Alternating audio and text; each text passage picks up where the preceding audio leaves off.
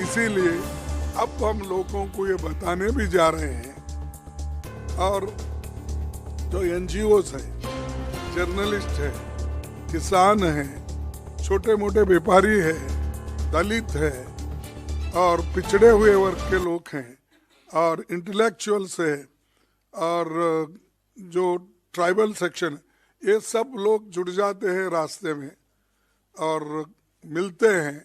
एक एक पॉइंट पे हमारी जो स्पीच होगी, जो बात होगी, वहाँ भी हम बताएंगे और लोगों की तकलीफ भी सुनेंगे, क्योंकि सिर्फ ये हमारी बात कहने के लिए नहीं, दूसरों की बात सुनने के लिए भी ये प्लेटफॉर्म यूज किया जाएगा। और ये जो है हमने शुरू किया है, एक बहुत अच्छी बात है और आपका भी कोऑपरेशन ज़रूरी है। आपके बगैर तो आप हमारे लिए ऑक्सीजन है, क्योंकि आप ज़्यादा अगर सपोर्ट नहीं करेंगे हम आहिस्ता आहिस्ता ख़त्म हो जाएंगे। इसीलिए मैं चाहता हूँ कि आपकी भी जो सपोर्ट है, ऑक्सीजन है, वो देते रहेंगे और डेमोक्रेसी को जिंदा रखने के लिए, संविधान को जिंदा रखने के लिए ये ज़रूरी है। और संविधान ठीक है तो आपका भी फ्रीडम ऑफ स्पीच, एक्सप्रेशन, ये सब टीवी गीवी चलेगा, लिखना पढ़ना चलेगा, नहीं तो आपको भी आहिस्ता आहिस्ता से मुंह बंद कर देंगे। फिर बाद में सिर्फ मुंह बंद करके सिर्फ लिखना पड़ेगा, वो भी फिर बाद में हाथ भी आपको बंद करवाएंगे, पेन भी। तो ये मेरे सबके लिए एक ये है, तो आप इस पर ध्यान लीजिए। और जो क्रिमिनल एक्ट उन्होंने पास किया 3, आज वकील भी परेशान है, दूसरों का तो छोड़िए, उधर वकील खुद परेशान है, कैसा प्रोनाउंस करे, क्या क्या करे, एकदम इसको कैसा पटरी पे लाए, ये उनको भी समझ में नहीं आ रहा। लेकिन और एक, इसके पहले तो किसानों के बिल लाए, फिर वापस लिए, और लेबर्स का हाल पूछो मत।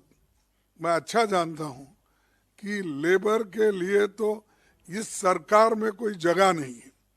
प्रोविडेंट फंड कोई पुराने लोगों के नाम से वो एनरोलमेंट कराते हैं, इतने एम्प्लॉयमेंट हमने दिया है। ईएसआई की वही हालत है। और जो पहले कानून थे, रूल्स रेगुलेशन, हर चीज बोनस, उसमें कोई उनको इंटरेस्ट नहीं है। जो आजादी के पहले बने हुए कानून लेबर के थे वो भी निकाल लिए। कॉन्स्टिट्यूंट असेंबली से पहले जब डॉक्टर बाबा साहब अम्बेडकर तो वाइसरायज इसमें एग्जीक्यूटिव मेंबर थे लेबर डिपार्टमेंट के, उन्होंने बनाए सो कानून भी अब इन्होंने निकाल दिया।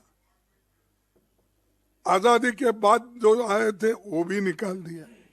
तो आखिर में क्या हमारे एम्प्लॉयज को बॉन्डेड लेबर करना चाहते हैं? और इन लेबर, चाहे वो कोई भी हो, आप हो, कोई भी हो, इतना डरा के रखने के लिए और मालिक के कंट्रोल में रखने के लिए अगर ये चीज होती है, ये इससे बुरा और कुछ नहीं है। तो दोस्तों, ऐसे जो चीजें हैं, लेबर लॉज, किसान का मुद्दा, अब क्रिमिनल लॉज, ये सारी चीजें ला रहे हैं कि ये एक डिक्टेटर की निशानी है। मैं यही भाषा में बोल सकता हूँ, थोड़ा सोफिस्टिकेटेड हमारे जयराम बोलते हैं क्योंकि मेरे उनको जरा डिफरेंस है। मैं सीधा सीधा बोलता हूँ, उन्होंने जरा मेट्रो में फिरने की आदत है, मेरे को एक्सप्रेस में ये पैसेंजर में जाने की आदत है। और ये जो चीज़ें हमने आज आपके सामने रख रहे हैं, और यात्रा के माध्यम से, अभी मैं कहा, सामाजिक, आर्थिक और राजनीतिक जनता के मूल सवालों जैसे महंगाई, बेरोजगारी, किसानों के मुद्दे, मजदूरों की बुरी हालत, अमीर गरीब की बढ़ती खाई और जातिगत जनगणना आदि पर जनजागरण करने का भी ये मौका है और हम सबसे ये बात करेंगे। और दूसरी, यात्रा के दौरान राहुल जी समाज के विभिन्न वर्गों से, विभिन्न क्षेत्रों के लोगों को, संगठनों से वो बात करेंगे, उनकी बात समझेंगे और उसका सॉल्यूशन क्या होगा नेक्स्ट, इसके लिए हमको बहुत बड़ा फायदा होगा। और कांग्रेस केडर इसे सफल बनाने के लिए पूरा जोर लगाएगा। हमने इंडिया गठबंधन के नेताओं और साथियों और विभिन्न राज्यों में कांग्रेस पार्टी से संबंधित मित्र दलों, सिविल सोसाइटी के भारत जोड़ो न्याय यात्रा में शामिल होने के लिए आमंत्रित किया है।